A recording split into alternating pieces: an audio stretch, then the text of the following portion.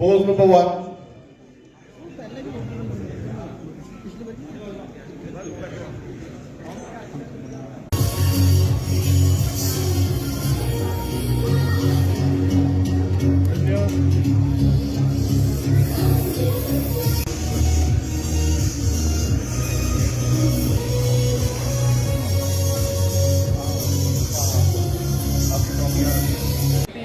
लोग इसलिए बैठे हैं बिकॉज उनको लगता है सोसाइटी का प्रेशर है, बट ऐसा कुछ भी नहीं है। एक बार बाहर निकलो, लोग खुद सपोर्ट करेंगे। जब आप कुछ होगे, लोग खुद आएंगे आपके पास।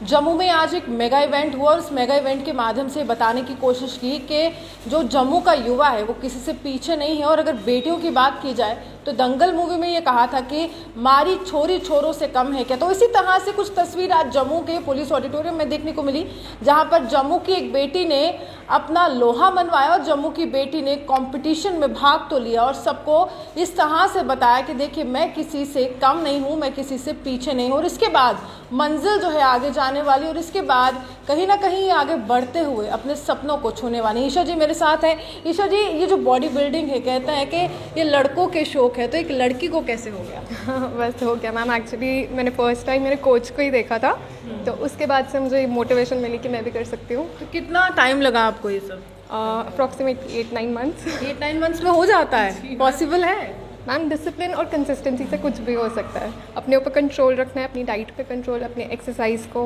Hard work, that's all. तो रूटीन कैसे रहती है आपकी? रूटीन मेरा बहुत टफ है। टफ भी नहीं कह सकते बिकॉज सुबह मैं उठती हूँ, कार्डियो होता है, उसके बाद मेरी एक्सरसाइज होती है 1.5 आवर की, फिर शाम को एक्सरसाइज होती है।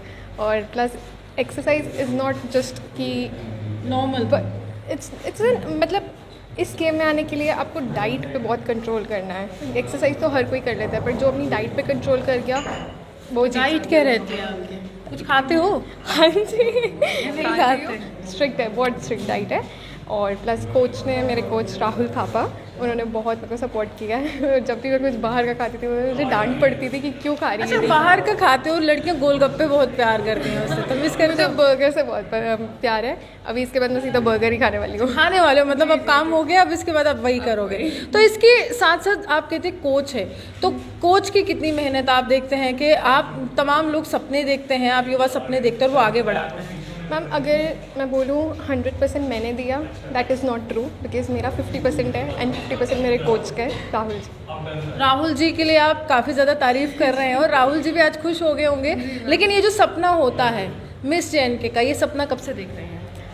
जब मैंने लास्ट टाइम सर को देखा था तो सर का ओवरऑल आया था मेंस फिजिक में, तब से मुझे था कि मुझे भी इस गेम में आना है। और उन्होंने मुझे काफ़ी मोटिवेट करा है इस चीज़ के लिए। मैं जैसे आपको बता रही हूँ, मेरी डाइट को लेके वो बहुत स्ट्रिक्ट थे, मेरी एक्सरसाइज को लेके मुझसे ज़्यादा वो स्ट्रिक्ट थे, बिकॉज वो चाहते थे कि मेरा गोल्ड आए। मैं सिर्फ पेरेंट्स का कितना सपोर्ट रहता है, क्योंकि ये स्पोर्ट भी है और कहीं ना कहीं आपकी ओवरऑल पर्सनालिटी को भी ये डेवलप कर देता है और एक अगर कहीं पर्सनालिटी वाइज आपको चेंज ही कर देता है। एक नॉर्मल लड़की जब एक बॉडी बिल्डिंग की फील्ड में आती है तो कितना कुछ बदल जाता है उसके साथ। पहले तो इनिशियली मुझे स्टार्टिंग में बड़ी डांट पड़ी थी पापा से कि क्या कर रही है, ये क्या है। बट उसके बाद से मैंने उनको समझाया इस चीज़ के बारे में एंड वो समझे एंड उन्होंने खुद मुझे मोटिवेट किया। वो खुद सपोर्ट करते हैं। मेरे फादर एक सीए है तो मैं भी सीए हूँ, बट उन्होंने मेरे को कभी रोका नहीं। उन्होंने बोला जो करना है अच्छे से करना और बस अपनी मेहनत पूरी रखना। जिस भी काम में करो अपनी मेहनत रखनी है। मेरा शुरू से यही था, डिसिप्लिन और कंसिस्टेंसी रखूँगी तो ही इस गेम में आगे बढ़ पाएंगे, वरना नहीं बढ़ सकते। अच्छा, ये तो अब आपने टाइटल अपने नाम कर लिया, इसके बाद क्या सोचा है, आगे कहाँ मंजिल लेकर जाए? हम जहाँ कोच बोलेंगे, जो कंपटीशन वो बोलेंगे। खुद का भी एक सपना होता है, कुछ सपना है? नेशनल खेलेंगे, ट्राई करेंगे। नेशनल खेलेंगे तो कब तक इंतज़ार करें? नेशनल का जो मेडल है वो आपके पास होगा, हम फिर से आपसे मुलाकात करें जल्दी। चलिए, साफ तौर पर जम्मू कश्मीर में अगर हम कहें विभिन्न प्रतियोगिताएं देखने को मिलती हैं, लेकिन ये सबसे खास इसलिए रहता है क्योंकि युवाओं को उनकी कला के लिए प्रोत्साहित किया जाता है और साथ ही ये बताया जाता है कि फ़िटनेस कितनी ज़रूरी है और ड्रग फ्री सोसाइटी कितनी ज़रूरी है। ये जम्मू की बेटी। ईशा जी, आखिरी सवाल है। इस समय काफ़ी ज़्यादा अगर हम कहें नशा जो है उस पर चर्चा काफ़ी ज़्यादा होती है और बहुत से ऐसे युवा हैं जो डिप्रेस हो जाते हैं, किसी को नौकरी नहीं मिलती है बेरोज़गारी के कारण, तो वो हावी हो रहा है नशा, तो उनको कुछ कहना चाहेंगे आप?